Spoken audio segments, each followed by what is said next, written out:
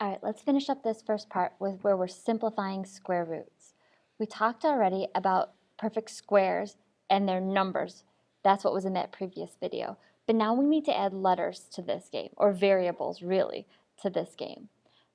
Remember that by definition, when I had x squared and I took its square root, we talked about the fact that square root and squared are inverse operations, so that they undo one another, and I was left with an x. The nice part is that we can do this with any even power of x. That we can say, instead of saying that they undo one another in this format, we can actually say, okay, we can take pairs of x's, creates an x on the outside of the radical symbol. So that if I were looking at x to the fourth power, we could think of that as being x squared times x squared. There's that chapter 8 material, right? Because I would keep my base and add my exponents. So that the square root of x to the fourth is equal to x squared. Something times itself. Now let's do one more of these examples. Let's do x to the sixth power. X to the sixth. So that would be created, something times itself. It would need to be x to the third times x to the third. So if I were giving you the square root of x to the sixth, you would give me an answer of x to the third. So we've already worked with numbers quite a bit. I want to scroll down here to these letters. I did a bunch of even powers for you. And we just talked again about x squared, the square root of x squared being x. Whoa.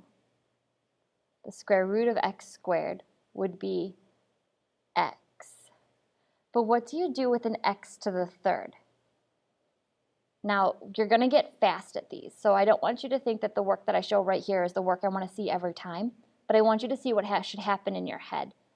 I want you to think of this as being x squared times x. The square root of x squared is x, so that would move to the outside. But this x to the first power, it doesn't have a pair, and it is not a perfect square, so it gets stuck inside the radical. So that the square root of x to the third is x root x. If I had x to the fifth power,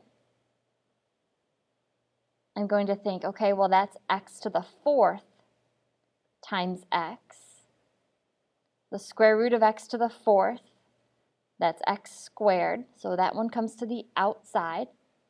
But the square root of x stays on the inside because it does not have a perfect square. X to the 16th. That's going to be the square root of x to the 8th times x to the 8th. So I have a pair, so I can put one of that pair, or say that there's a pair on the outside. All right, so let's work when we have both numbers and variables. The square root of 81 is 9, and the square root of x to the sixth, that'd be made up of x to the third times x to the third. So x to the third power. Now there's one more way to look at those, and that's kind of like our factor tree. So if this method here doesn't make sense, then another option for you is to simply write out or consider, just like we started in chapter 8, 4, 5, 6, that is 6 x's multiplied together. So I would have one pair of x's, just like our factor tree. I'd have a second pair of x's and a third pair of x's. So that I would have, square root of 81 was 9, and then I have x times x times x. Well, we know x times x times x is x to the third. So if you need a middle step, and this one that I put up here in this row doesn't make sense, maybe this is another option that will work for you. I'm going to use that same method here when I do 225. Maybe 225 doesn't stand out for you. So I'm going to go ahead and use my factor tree on the 225. I know that that's 5 times 45, and that is 5 times 9, and 9 is 3 times 3. Let me do my x's as well. It's x to the 9th, so I need 9 of them. 1, 2, 3, 4, 5, 6, 7, 8, 9. So I have x to the 9th power and a pair. So I have 1 pair, 2 pairs, 3 pairs, 4 pairs, and an x left inside. I have a pair of 5s, I have a pair of 3s, and no numbers left inside. So my answer should be 5 times 3. There were 4 pairs of x's, so 1, 2, 3, 4 on the outside, and there was one that didn't have, it's on the inside. So my answer should be 15 x to the 4th root x. That would be the most complicated way to do that problem. I'm hoping that by the time we get to this test, that you can just look at that number and say, okay, 225, that's 15 squared. So 15 on the outside. X to the 9th, that would be x to the 8th times x. So x to the 4th on the outside and 1 single x left on the inside. Would you please try the next problem where it says 48, the square root of 48x to the 10th? And I'd also like you to try the square root of 72 x to the 4th y to the 3rd.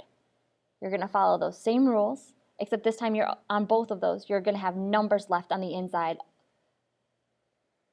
And in the second one, you'll also have a variable left on the inside.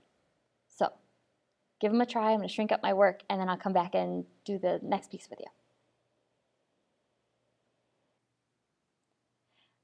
All right, so you're hopefully back and you're checking your work, and you discovered that you have a 4x to the 5th root 3 for your first problem.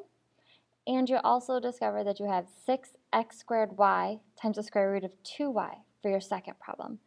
I did the problems with 2 different types of work so that you could see that there are many different ways to show your work, but there is really only one answer to these problems.